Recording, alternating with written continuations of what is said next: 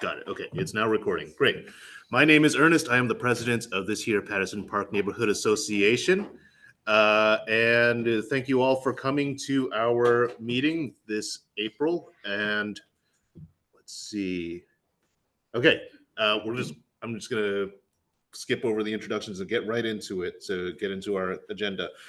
First order of business we have today is we have an election. So let me just, where is it? Okay, here we go. This is our sector map. And currently every sector here is represented by a VP, except for one, that is the East sector there. It is currently vacant, but somebody has come to us and said they want to stand for that position. So we will be holding an election. Now, those of you who have never done elections before, basically, in order to be a member of the neighborhood association and vote in the election, you must live within our boundaries. That's it. You don't have to pay us money. You don't have to pay us membership fees or anything like that. Although there is a thing back there if you would like to make us a donation, which I would really love it if you do. And but without further ado, allow me to introduce our candidate, Justin. And Justin, why don't you just tell us in a few minutes who you are and why you are interested in this position? Great. Hi, everyone. I'm Justin George. I am born and raised in Hawaii, moved to the mainland to attend Howard University in DC. My husband and I bought our house here in the neighborhood on Curly, North Curly, in 2021. So we've been neighbors for quite some time. Back in my time in DC, I was involved in a lot of different groups, including the Gertrude Stein Association, which is a group of LGBT-centered political activists, the DC Coalition, similarly so, the LGBT Chamber of Commerce. I was also involved with several political actions with Howard University. So being involved in my community and supporting our greater needs is part of what I see as important. So I'm pretty much now reared mid-Atlantic. I'm a trained CPA. I'm also an IT professional. I'm 100% remote, so most of the time you'll be able to reach me and have help with me if you'd like that. But as well as that, to speak to why I want to support the community is, one, with the work that I do and the values that I align myself with, it's mostly, I'm not a creative person in the traditional sense. I'm an organizer. I streamline, I find efficiencies, and that's what I really believe would add value to our neighborhood. Outside looking in. I've spoken with Ernest before about supporting, getting an understanding of the history of what our association does. And as well as that, understanding the inner workings of the board, learning to provide better constituent services for the East sector, and as well as that, as mentioned, streamlining the overall processes to support a more efficient and effective communication approach for our community. So that is a little bit about what I am, who I am, what I believe in, and where I'd like to see things go. Does anyone have any questions?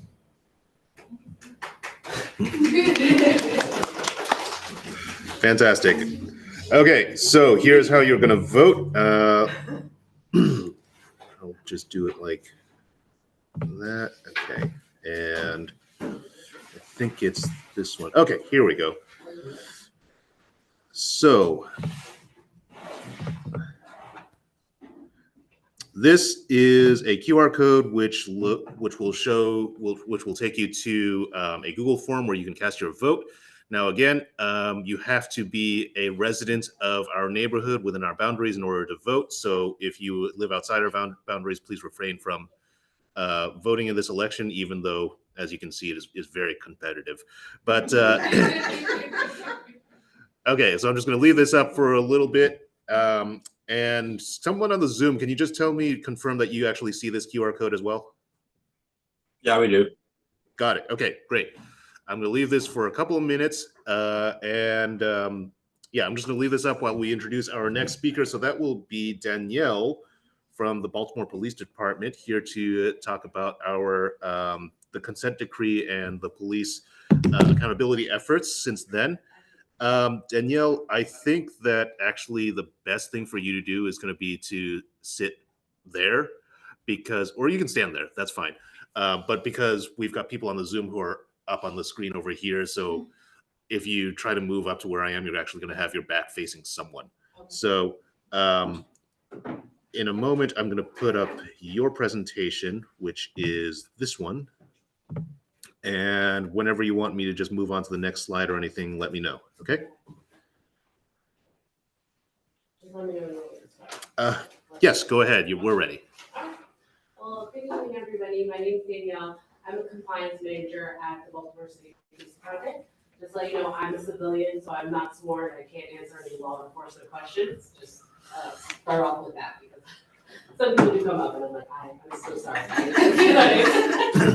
But I can forward it over to someone who, and I think that NCO is on the call, so he can back me up if we have law enforcement questions. But in today's presentation, I'm just going to go over some consent decree basics in case it's the first time you're hearing about the consent decree or just a refresher.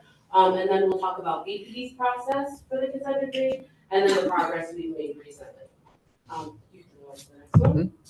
So just an overview of what a consent decree is. It is an agreement that resolves a dispute between two parties without admission to liability. It has required tasks and actions arranged by sections and paragraphs.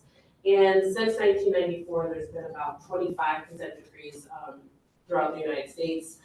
For us, we have a federal consent decree, so there is a federal judge that oversees the consent decree process.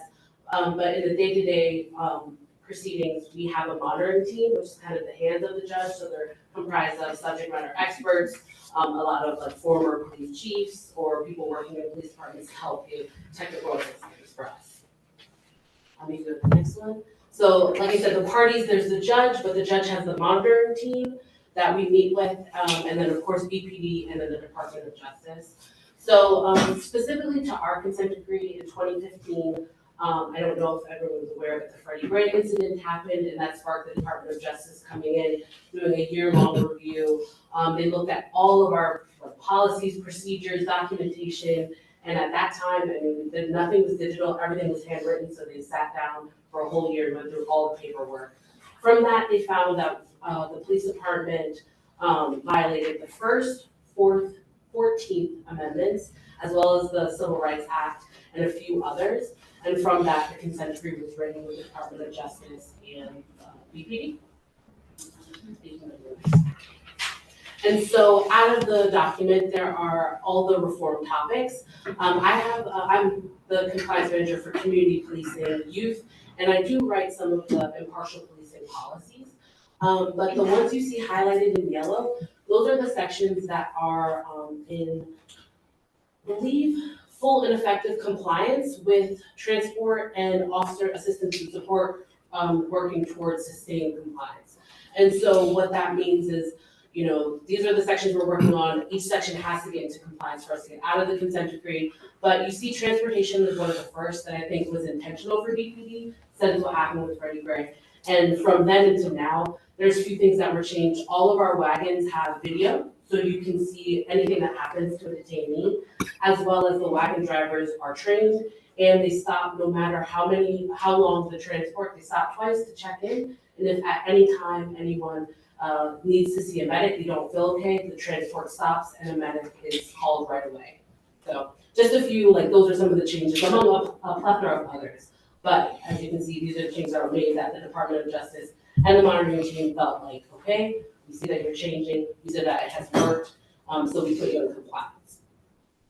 And so the process for compliance, if you go to the next one, is we revamped all of our policy reflected our training, then we implement that training, and then there's a time, we give some time for data to be collected, and then we assess it. And from that assessment, we look to see, do we need to change the policy? Do we need to update the training? Is everything going well? Can we just continue to just like update it a little bit and then put it back? Or do we need to revamp it altogether? And so that's kind of the process of how we are reaching compliance. So a further look into the policy and training, which is the next slide, is we start with a draft and then we collaborate with the monitoring team, the Department of Justice. But when we first started this, we collaborated with best practice subject matter experts We've collaborated with community activists, community associations, and so that took a long time. But for every draft, we collaborate with the main parties as well as some other, and then it goes out to public comment. Now, public comment I'll touch on in depth a little bit later, but that public comment is for anybody in this room, anybody in the city, anybody nationally can comment on any of our policies, any of our trainings on the website. And so the public comment normally lasts for 30 days. Then we go back, collaborate again, make edits based on the comments. Then it goes out for public comment again for 15 days. And then finally, the monitoring team, the DOJ, and BP all need to agree, and then it gets approval. Now, the policy's still not live. It then goes into the training, so we have to update the training that goes that correlates with the policy. That goes into collaboration, public comment again, 30 days, then collaborate again, another 15 days, and then we do a pilot. That pilot gets approved by the federal judge, the monitoring team, DOJ, BPD, and then that gets delivered to all 2,000 sworn, and that can take a good amount of time. And then once everybody has been trained on it, then the policy is activated, because before the consent decree, we were holding officers accountable for things that they've never even seen. They read the policy, went out, they weren't trained on it, they didn't get to see it. So now, all policy, all training has to be, the officers have to be trained on it, and that's when the policy can be activated. Because we now only hold them accountable once we have documentation that they've taken those trainings, they've signed for the policy. So going over, the next slide is how you can help and provide feedback. On our website, baltimorepolice.org/policies, there's a section where you can see all of our policy. If you check open for public comment, that's what's out for public comment right now, but it doesn't matter if a policy's out for public comment, you can comment on any of our policies. They're up there. There's policies since, I want to say 2019, when we started putting it on the website, and you can still comment on it. You can see all of our policies, all of our trainings. And right now, the body worn camera policy is out for public comment, and it will be out until May 4th. That policy focuses on, of course, the body worn camera that all officers are required to wear. And it just goes into detail when they need to start it, when they need to stop it, what they need to say to community members if they're stopping anyone. So that's available out for public comment right now. So I would hope everybody would, if you have the time to review, give us any feedback. We'd really appreciate it. And then the next slide, we go into the assessment phase. So this right here is on our website. It goes into all of our consent decree assessments in our paragraphs. So you'll see the scores of what's been assessed, what hasn't been assessed, what is currently in initial compliance, what's on track, and then what's in full and effective compliance. We're hoping this year to see more blue in the pie chart as we're further in our assessment phase of the process. But that's always updated after every report, after every court filing. That's automatically updated, so it's always up to date when you check it on the website. And so the next slide, thank you. So one of the big things about the consent decree is that it's meant to make Baltimore Police a self-assessing, self-correcting agency. And so that means that we do our own audits in addition to the monitoring teams. We have a unit now, a performance standards section that goes through and does all the audits of use of force, internal affairs, body worn camera audits, transport audits, procedural justice audits, in addition to what the monitoring team does. And they have, they do normally 2 to 3 audits to get us into compliance. So they check throughout the years to say, okay, this was the policy, this was the training, this is the data you collected, let's assess it. These are the things you think need to be changed. Give us some time to make those changes, collect the data, another assessment, and then hopefully they find that we're continuously reaching or getting closer to compliance.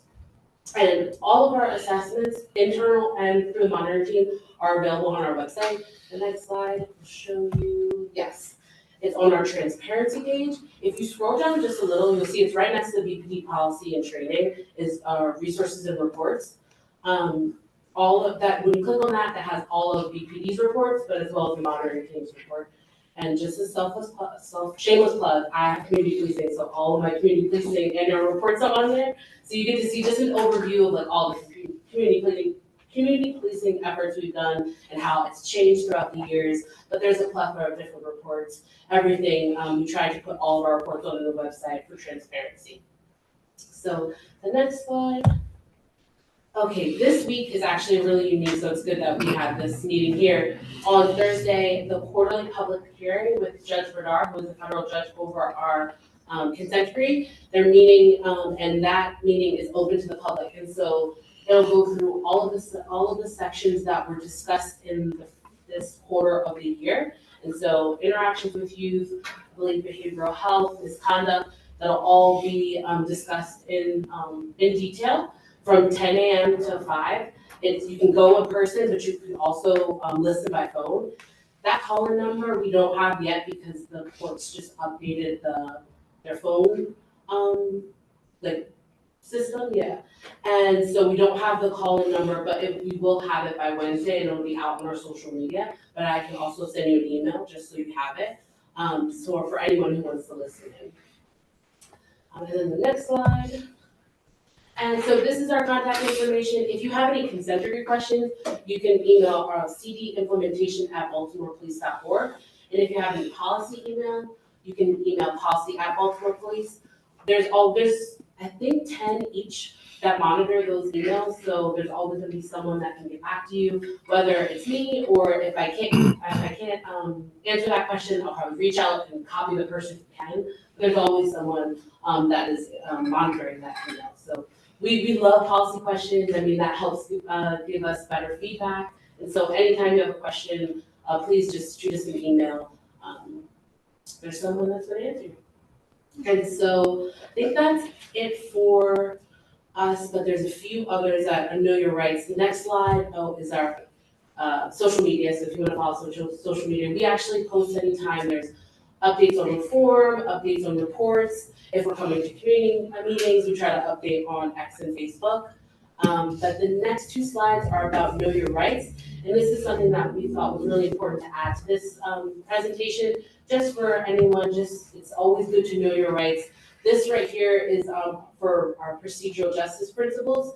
And anytime you engage with an officer, they should always introduce themselves, explain the reason why they stopped you if it was a stop, and answer any questions you might have. And of course, be professional and courteous and provide any explanation if you were detained or stopped any longer than necessary. So that's just always something we want to put out. And there's also some printed for the Know Your Rights if you guys would take some, get more here.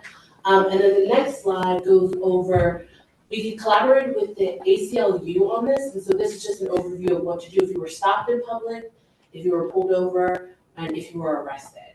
So I'll let you guys review Is this that. in Spanish also?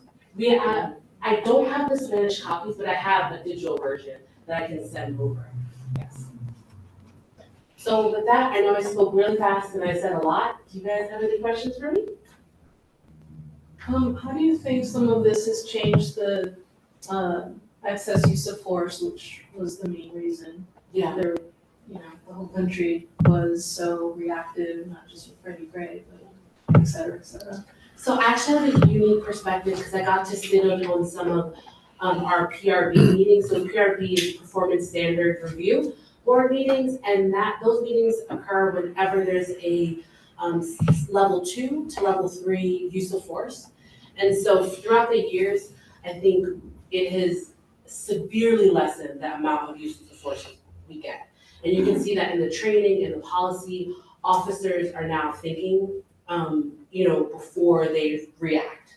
And I think a lot of the training has, at least here, I can only speak for Baltimore, but the training has, really focused on officers, not just that fight or flight, but react so aggressively to stuff. And it's just take a second, look at the situation and figure out what's the best way to approach it. Come in with a calm, trying to, there's a specific wording that we always use, but basically, yes, de-escalation. I don't know why that didn't come in my head, but yeah, they try to de-escalate scenarios so that force isn't used.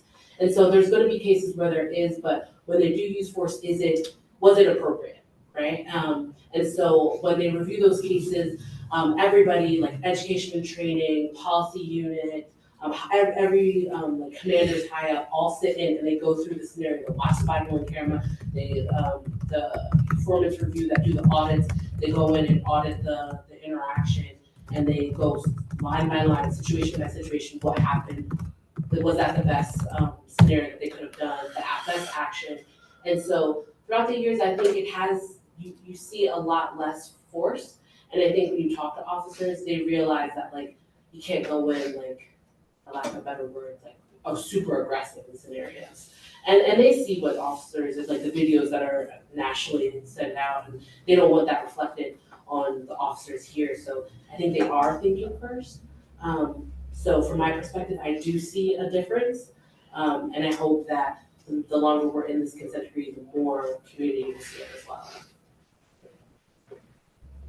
With the current administration in Washington and their role in the Justice Department, is there a concern that the decrees will fall through the cracks? So I don't want to say luckily enough, but because our consent decree was established in 2017, federal, any other, like the president can't change our consent decree. It's a legal document. So we will have to, the federal judge will continue to follow us through until we get out of the consent decree. So Trump can't touch us. They can't change anything that we're doing. We have to do these things. It's like legally we have to. So Okay. yeah. And who's paying for this? So the city does pay for it. Okay. I have a question about the de-escalation piece that you mentioned. Does your training involve teaching police officers, law enforcement officers, how to de-escalate when they're dealing with someone who is special needs, who may be autistic, who's nonverbal? Does the training involve those sorts of issues as well? Yes, and I actually sat in on the behavioral health training last year. It was with police and fire to see how both of them approach a behavioral health call differently, right? Police come in to secure the area, make sure no one's hurt, whereas EMT is coming in to make sure you're not hurt, right? And so for special needs individuals, we got a booklet that kind of allows them to point if they can't verbally speak, but then also to notice the signs and to give them space and to make sure that you're not overcrowding them, give them time to calm down in the scenario. If they are experiencing an episode, then don't react, right? Just give them space to calm down, but to ensure that you're not hurting them and they're not hurting anybody else. And so that training actually went really well. I think the officers are really receptive to it because they go out and they're in those scenarios every day and they want help on how to deal with it. So it was actually a really intriguing training. And it's actually online if you ever want to see it. And I know we do have monthly behavioral health, or maybe it's every other month, behavioral health meetings that's open to the public. So you can see the trainings that are being developed and give your opinions on whatever you're seeing. And I can shoot that information over so that you guys can have it because it's really helpful. What's the timeline for the completion of the consent decree? Really good question. So normally consent decrees don't have a timeline. I know there were a couple cities that were in consent decrees for over 20 plus years. Baltimore is hoping, within the 10 to 12 range seems like the average, and that's what we're hoping to fall into.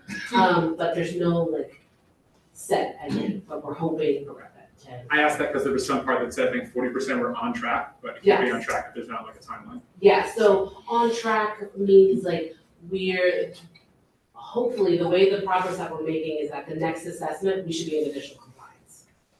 Thanks.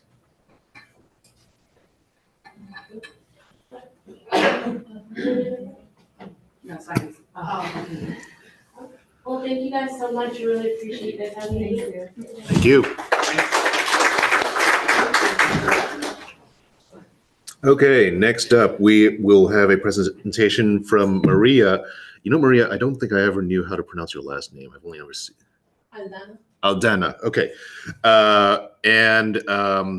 well, I'll just let you introduce yourself, and I will put up the, let's see, you want this one up, right? Yeah. Okay. Great. All right, the floor is yours. Go ahead. Hi, everybody. I'm Maria Gabriela Aldana. A lot of people just go by my first name, Maria. I'm originally from Nicaragua. I've been in Baltimore for 25 years. And you might know me through Creative Alliance. I worked doing their community outreach work and initiated family programming for about 16 years, even teaching here in their out-of-school time programming. I operate through Art of Solidarity, which works primarily with youth and trying to connect people across generational gaps and cultural gaps, and it's through the arts. So last year, I partnered with Be More Liberated, which is a new business to Patterson Park, and they're a collective of queer therapists and mental health professionals. With them, we designed queerness assesses. And it's a made-up word, but it's basically queerness with 4 S's afterwards, just for fun. It doesn't mean anything per se, but it was an initiative that through art workshops, oral histories, and an exhibition, we can really bring attention to the importance of queer mental health and combat homophobia. This program was available to anyone to participate. But the focus was youth at risk between the ages of 14 and 21. It was a youth employment opportunity for a lot of migrants that were forced out of their home and are new to Baltimore. So this was an opportunity for them to enter into the workforce and to enter specifically into arts administration. So it was lots of different goals. Next page. This is the wall. Which is really cool, working on a mural project when you designated a wall and you already have the authorization from the owner. So Dr. Marquez was really thrilled to have a mural. And I said, are you open to a community process? As a community artist, what defines a community artist is that, well, you can define it lots of different ways, but the ways I've defined it is that from start to finish, it is an inclusive process. So I'm not in a studio designing this by myself, which is another legitimate way to do public arts. Instead, it is an open process for everybody. So that's why I'm here today. I want to invite you to participate in this process. Last year, we got a $10,000 grant to start the planning phase. That was from about January to January. And to do it specifically on this wall with the goals of bringing people together. So this does face Fayette. It will be not only a beautification project, but also a creative placemaking project, which means that hopefully we can slow down traffic a little bit, get people to talk to each other, interact with each other, and it's on Lakewood, on 156 North Lakewood. We had workshops where we had about 149 people participate in person and virtually. I'm exhausted just thinking about the virtual piece. But this is really cool that PPNA does hybrid as well. I'm glad that that's still happening.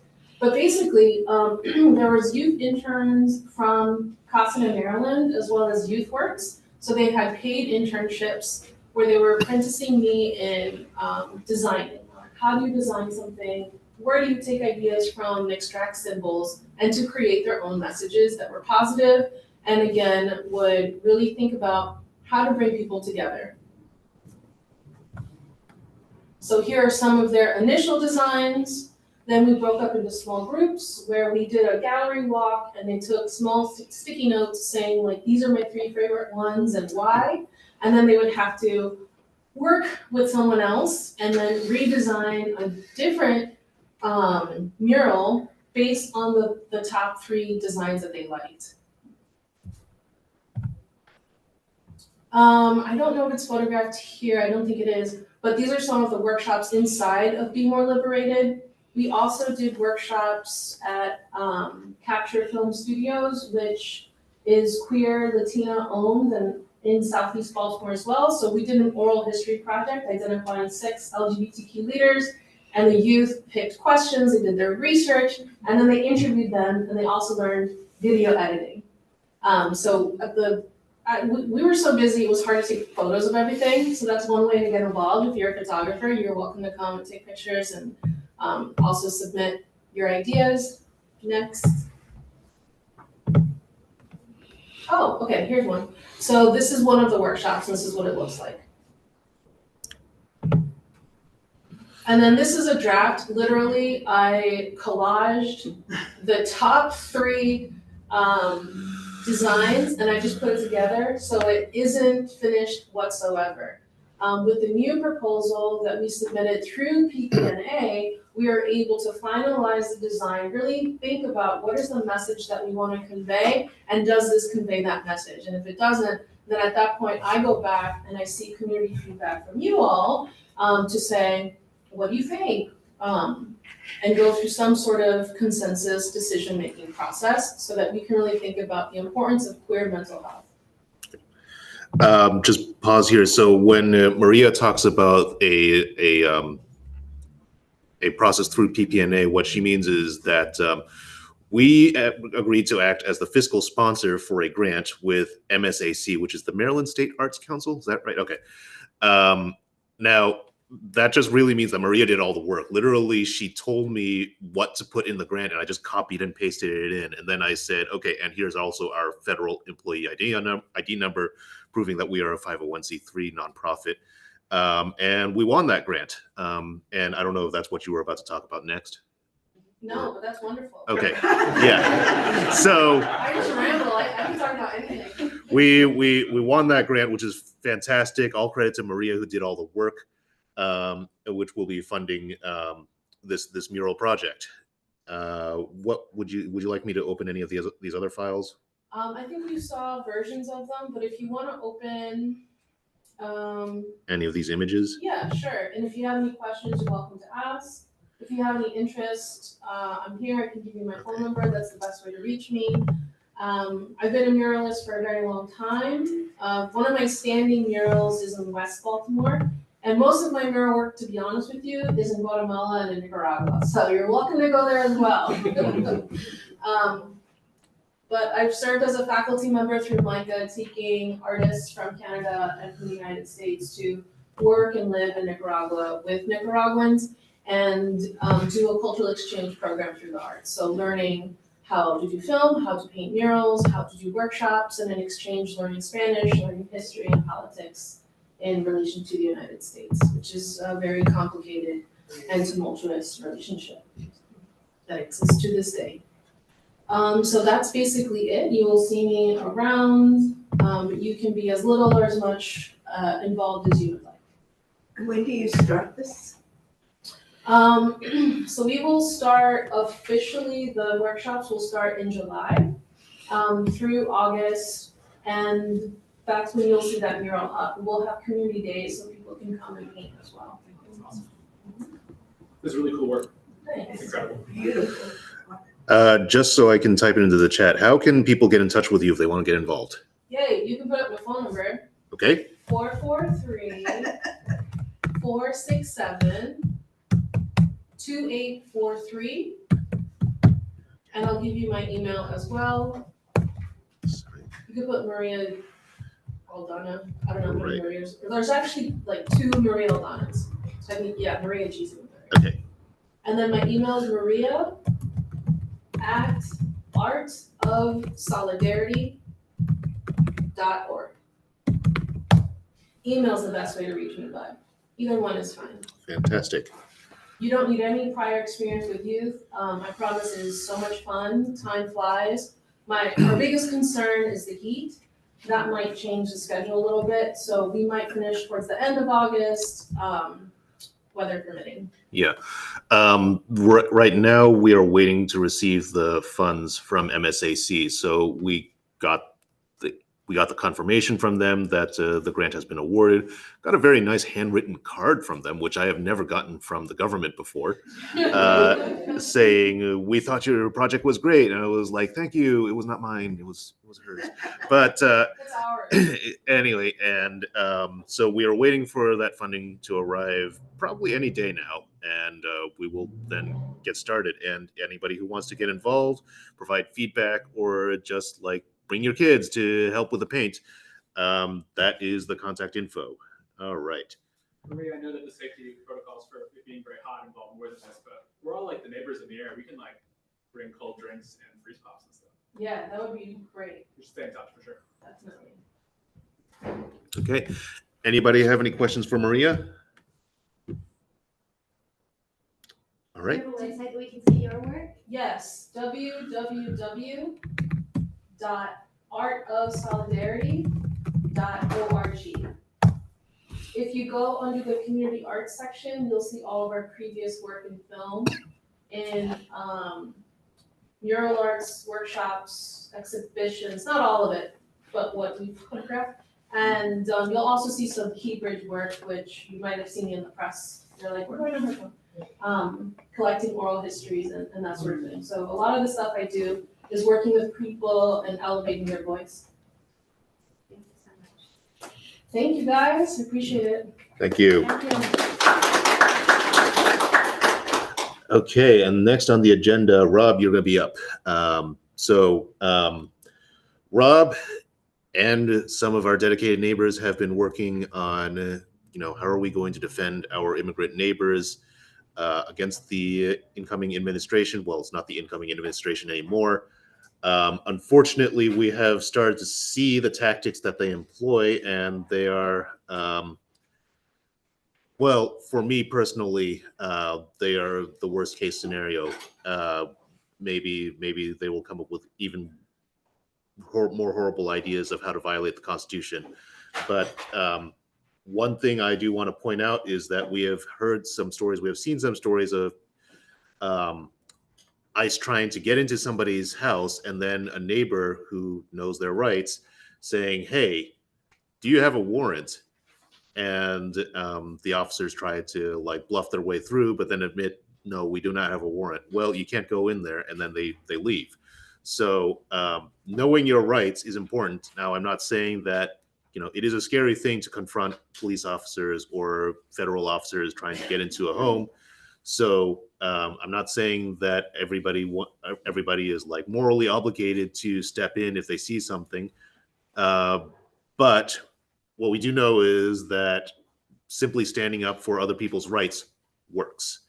But that's just my introduction. So Rob, I see you are passing something out, and I will give the floor to you now. Thanks, everybody, and thanks to everybody here who was present in our last meeting. We met with about 20 community advocates and neighbors to talk about how we can keep our neighbors safe. For those that don't know me, my name is Rob. I'm a trauma therapist by training, and I work for the Maryland Department of Health.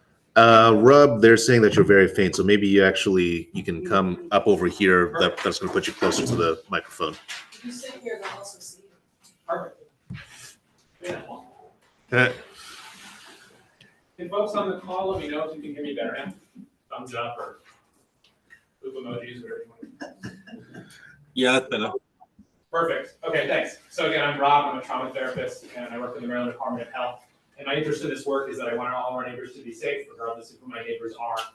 I met with 20 community advocates, including folks who have worked in legal practice to support our immigrant neighbors, to try to figure out how we can align together to meet needs, identify needs, and take care of one another. So it was a really productive meeting. Since then, I've reached out to some of our sister community organizations and neighborhood associations to see how they might be a part of this as well. We have another meeting coming up this coming Monday at 7 p.m. in Patterson Park in a building called the Cedar House. For those that aren't familiar, it's the brand new building by the big White House at the top of the park. It is a meeting space, and they have very graciously allowed us to be there. We're going to keep talking about how we can partner in this work. I shared with you an example card. It's called a red card, and it has in English and, for the sake of this conversation, Spanish, though some Indian languages as well, basic rights for folks. One of our biggest obstacles to supporting our neighbors is buy-in from folks who understandably are going to be leery of some random white Jew showing up to the front door and being like, you should trust this one. That's not going to work. We need to figure out how we can partner with one another to be successful. So we're going to continue reaching out to corner stores, cultural organizations, churches, to figure out how we can partner in a way to be cultural brokers, to see that we are interested in supporting you and taking care of you. We're open to other ideas too, so I'm not going to take too much of our time today going over the specifics, but if you have an interest in learning more about how to keep our neighbors safe and ourselves safe as well, reach out to me. I'll be here today. I can answer questions as well. And Ernest, if I can, we have some guests here who I reached out to in service to this work, thinking about how, I think we've talked about this in this space too, how a lot of the neighborhood associations are pretty siloed. We do work in our own specific lane, but it's really hard to know what else is going on outside of sometimes a catchment area that's like 4 square miles. And that's kind of wild when it comes to this kind of stuff, where we have neighbors, for instance, in Highlandtown, who are going to be disproportionately impacted by fascist racist attacks on our neighbors. So with that in mind, I invited she and Cole, who are in the back of the room, who represent Canton neighborhoods efforts to bring forth anti-racist practice and also collaboration here. I'm not putting you guys on the spot, but do you want to describe any of your work? And if not, they can talk to you after. Sure. Want me to? Yeah, can you come over here, she? Is that okay? Thank you. So for those on the call, she is going to be joining and she's going to be hanging out here, so you can hear from her. And we can think about how to collaborate with our neighbors a mere few blocks away. Thank you so much for inviting me. My name is She, and I serve on the board of the Canton Community Association. Let me take this off. Canton Community Association, and Cole and I are also the co-chairs of what we're calling the Sister Neighborhood Project. Essentially, just as Rob said, what we realize is that Canton is kind of an entity unto itself, and we really want to do a better job of reaching out to our sister neighborhoods. So we decided that, I think we have like 8, we've decided there are 8 different community associations that surround Canton. And so we basically just split them in half. I have O'Donnell Heights, Brewers Hill, Greektown, and Fells Point, and Cole has. The rest. I work at Patterson High School, so I did the communities around Patterson, just because our school's already connected to them. And then what other ones we've written down somewhere that's not right. Yes. How about Patterson Park neighborhoods? Yeah. I'm sorry? How about our neighborhood? Yes, of course, that's Cole's. So, we're very excited about that. We realize that we're all doing really great things, but we really don't know very much about them. And I would never have known about this initiative. And Rob, I don't think knew very much about what we were doing. And so that just basically speaks to the need of us being able to be more collaborative. I want to be able to say, this is what Patterson Park neighborhood is doing, this is what Greektown is doing, and I would love it if you could be able to talk about what not only the CCA is doing, but specifically the Canton Anti-Racism Alliance. So thank you so much for inviting us out here, and I'm hoping that this is the first of many meetings. Yeah, so if folks want to learn more, can you remind me your website? I remember. CantonCommunity.org. And one of the initiatives is the Canton Anti-Racism Alliance, and you'll see it there too. That's a great way to learn more about She and Cole's wonderful work. And in keeping with kind of the theme of this collaboration, it's a lot harder to violate the rights of our neighbors when cops know that they can't just go 6 blocks over and try the same thing. So having this kind of collaboration keeps us all safer. It also allows us to get the best possible information from our colleagues who are doing really important work and have spent, in some cases, years doing it to advance certain initiatives that I'm just coming into, right? And this so we can split up various tasks. And also, I think, at least selfishly for me, keep feeling hopeful because I can't take this all on myself. I don't think anybody else can. And it's really been a pleasure to get to know She and to feel like I'm not just screaming into the void, which is what it feels like when I get on Twitter. So that's it for me. If you have other questions, please reach out to me at the end of this meeting. Again, April 21st, 7 p.m. It's called the Cedar House. The address is on Patterson Park. I will have food if that entices anyone. Yeah, we have one yes for the food. I will not be cooking it. I hope that additionally entices people. And yeah, I appreciate it. Thank you guys. Thank you.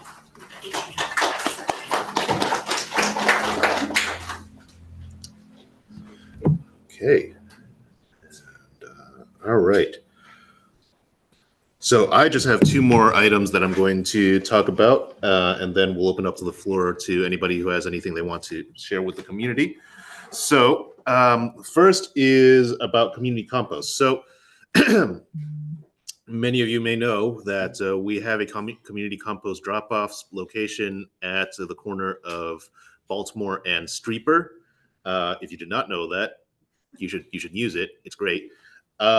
Literally thousands of tons of material has been diverted since we started this initiative more than 3 years ago at this point. And it's a great thing. It's very popular. However, the owner of the property at that location, who started this whole thing to begin with, has since moved out of the neighborhood. So we are looking for someone else to host those bins. Now, if you haven't seen them before, they just basically look like the trash bins. And what we are asking is just that you have them standing outside of your property. That can be, out in front near your stoop. Well, maybe you don't want that near your stoop, but maybe not a great idea. But if you are in one of the side streets, particularly, that would be very helpful. But we are just looking for somebody who is willing to have those bins sitting at their location, and they will be picked up on a weekly basis. And that's one thing that you can do for your community to make us Baltimore's greenest neighborhood. That is our slogan, Baltimore's greenest neighborhood. Does anybody have any questions about that? Yes. Are there any responsibilities other than just volunteer to have them, all the work is done? Nope, we're taking care of it. There's a company who picks it up, make sure that it gets picked up and disposed of properly. The only thing we're asking is just that you are willing to have it sitting on your property. If you are interested, please contact us. We are info@pattersonparkneighbors.org, or you can contact me personally. I am president at pattersonparkneighbors.org. I'll volunteer. Wonderful. We'll talk a little bit later. All right.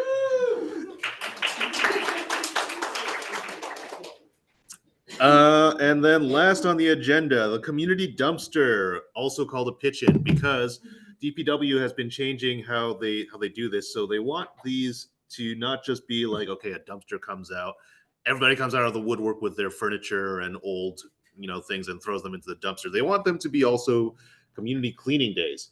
So this May 3rd, we will have a dumpster posted on the intersection of Kenwood and Pulaski. So that's going to be to the north of Library Square.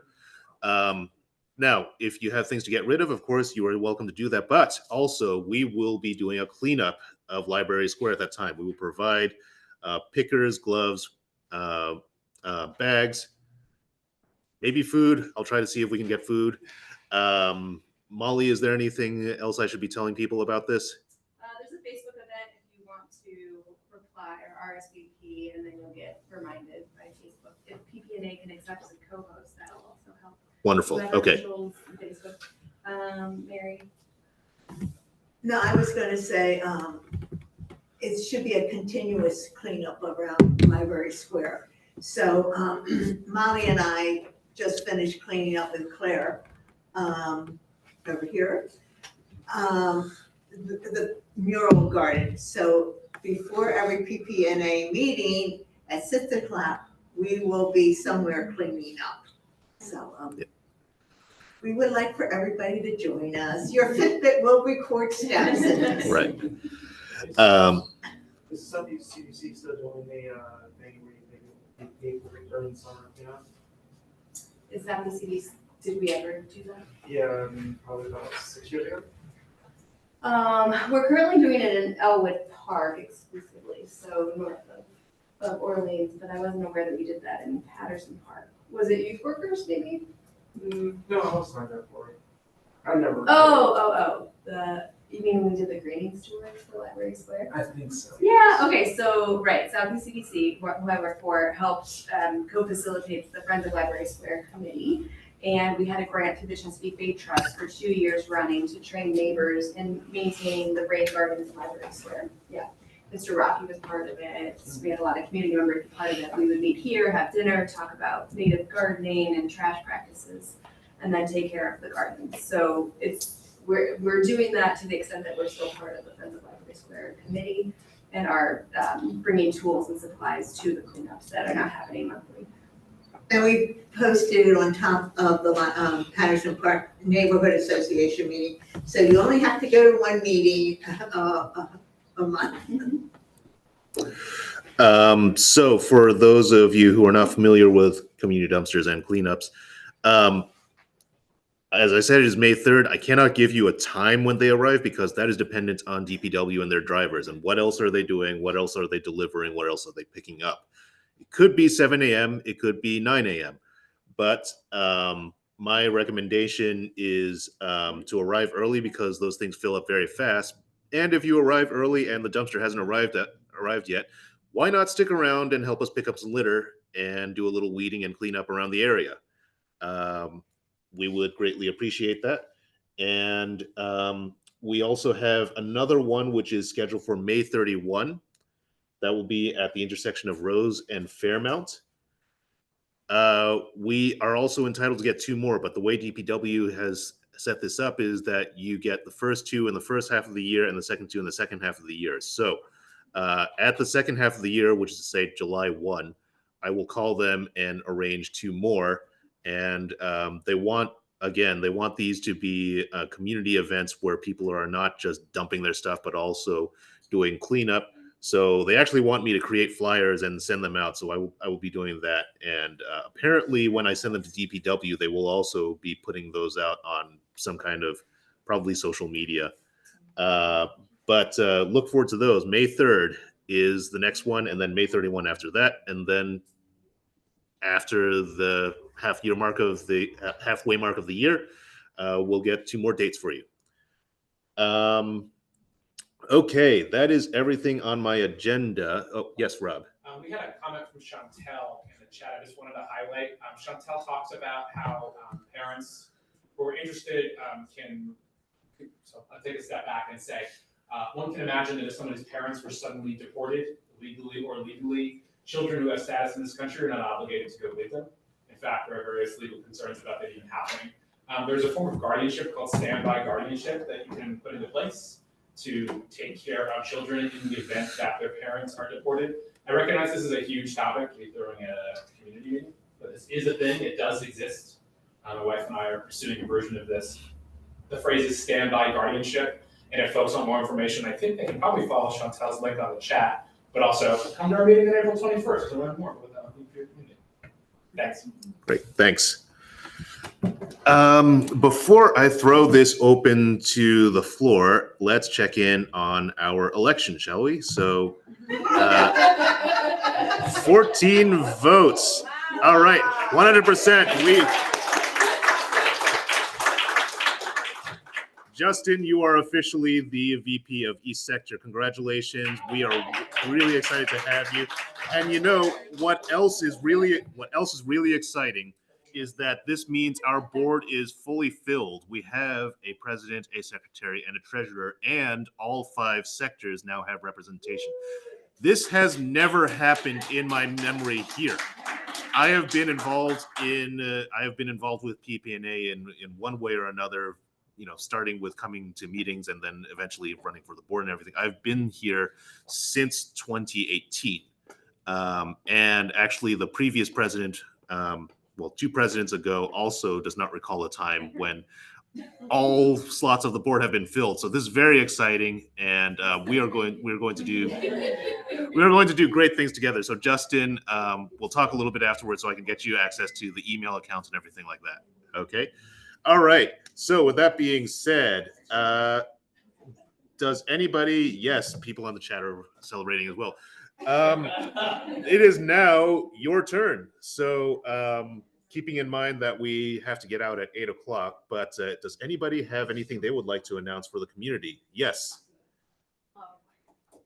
Hi, everybody. I know a lot of you know me. Some don't. My name is Haiti. I'm from DPW, and of course, we are rolling out rat retention, because the weather is getting warm, and you know what happens when it gets warm. So I wanted to advise everybody to please call 311, and make your reports, try to get your blocks involved. Now that you're involved in that section, a block has to be involved. So it's the best way to attack these issues. And I also wanted to give you a little bit of more information. We are also rolling out, it's gonna be 6 months, but it's in a separate section. We're doing some blocks. They brought a new chemical in for the rats. It is birth control. Because FYI, vitamin K, they love it. It is the dog poop that people don't pick up. And they don't die when they eat vitamin K. So we've learned this, and now I think they got from other states where they got the liquid in. And I know that a lot of people have heard about it, so now it's here. They're gonna be putting in certain sectors. They're not doing a whole community. It's only certain blocks, and they're gonna be doing it for 6 months. And then once that's done and they get their, results, then they're gonna be putting it out to everybody. So I just wanted to advise everybody. Also, the other thing is that Guy Bell, who's our rat retention director, says that the main problem is us humans, garbage, the bags, overload of garbage. If there's too much of it in the can or if it's outside, they'll open the bags, they'll take it out. The wind blows it down the street. You have now, I wanna say, a whole block, because Noble, I drove by the other day and there was just garbage all over the floor, so I had to call it in. I've been trying to get into all the areas here, just to make sure that people know. But if you have a block that you know that there's issues going on, I can go to that block and put these on everybody's doors. I usually contact some of my other agencies to help me, because I know I'm not the only one that does it. And I'll attack a whole section. And these are in English and in Spanish. And they have everything on how to get a garbage can, rat retention, graffiti, where you throw your extra garbage. Okay, everything's, if there's any questions anybody ever has, they can give me a call, they can ask Ernest, anybody can email me. My information is also in these little flyers, and a lot of you, I think, have my email already. That's it for now, but there's, the mayor's cleanup, just FYI, is the 26th. So if everybody else wants to do cleanups on that day, once I know where the site is, we can take all your garbage over to that site, and then it'll be removed. Anybody have any questions? Looks like we have a hand up from Chantel on the Zoom. Hello, Chantal? Yes, sorry, I was unmuting myself. This may be extremely specific.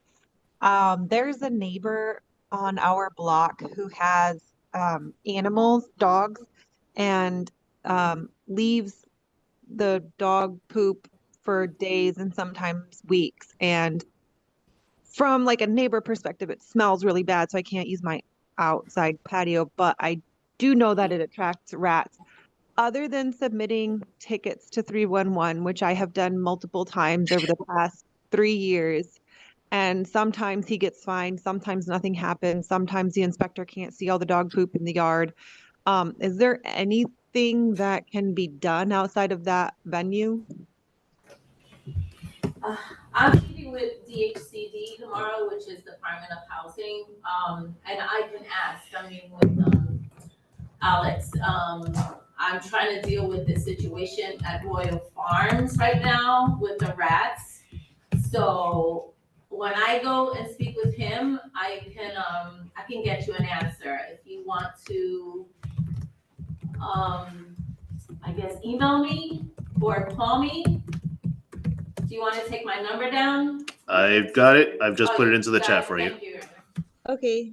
Can you call, email me, and then let me know that you were the one on the chat, and I will then give you an email back as to what DHCD tells me. But I would continue to call 311 with regards to getting them fined, because they're causing the rat issue. Yes, they are. Rats have multiplied in our alley to the extent that one of my older neighbors who is retired on a fixed income likes gardening. She's had to kind of stop gardening because she's had to put down poison and the rats eat everything. But yeah, I know it's not a huge issue compared to other things that you're probably dealing with. I was just wondering if there was anything else that I could do in addition. I will keep submitting tickets and I will send you a message. Thank you very much. You're welcome. Just also in 6 months after this whole little update that's going on, I would call 311 and get your block done. And then after that, as you know, rats tend to procreate every 21 days. So of course, that's an accumulation of ridiculousness of overload of rats. So I would get it done there and make sure everybody on your block calls in so that way we can get the situation taken care of with the rats. Okay, thank you. You're welcome. Anybody else? Oh, yeah. Hi, Mimi. Hi. I also have a similar problem that Chantel had, but that's not my question. Cities similar to the size of Baltimore, trash is usually picked up like at least twice a week. Is there any discussion happening about the frequency? Councilman. You have to call your council. I would call your councilman's office. We hear by the people, and I guess, I don't know what the director has, or what's going on. I know that trash is only, I lived in New York. We have traffic about twice a week. I know you only, and I thought it was like, what? Yeah, once. Haiti, It's a lot of people. Haiti, can you tell us who you were pointing at when you said councilman? Yeah. Here we go. No, I'm not. She can help you. She's the councilman's office. This lovely lady right here. District 1. Yes. Mark Parker's office of District 1, yes. Good. Can you just tell us your name, please? No, but it's definitely something like I could bring back in future discussions with the people at the PW. Anybody else? We're good? Just email me. Okay. All right, anything else for the community? Okay, well, in that case, we can hang up. Oh, I'm was so there something? sorry. I was writing down her comment and Right. then you said the announcements were over, but I did want to share Sure. that annual taxpayers night is on Wednesday, April 23rd at 6 at City Hall in the second floor. You can participate in person or virtual through Tron TV or channel 25, I guess.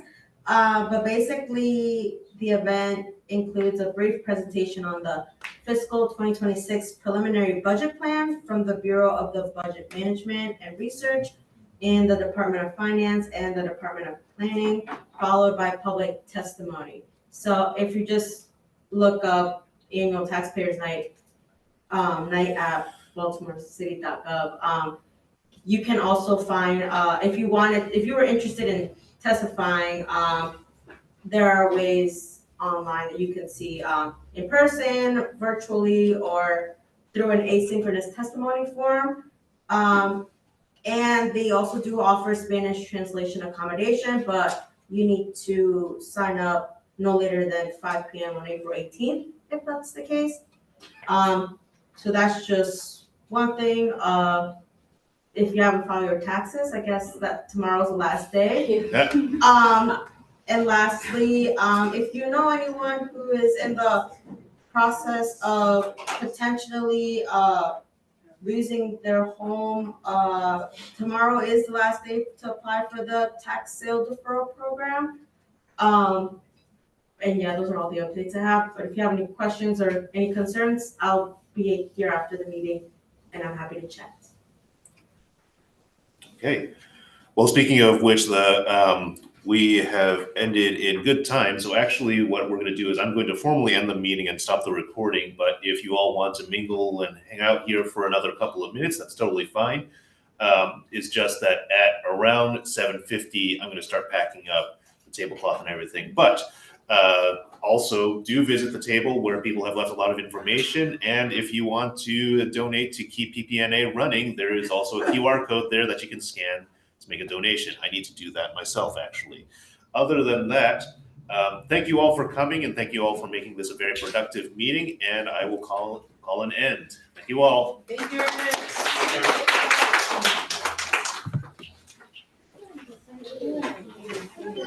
Yeah.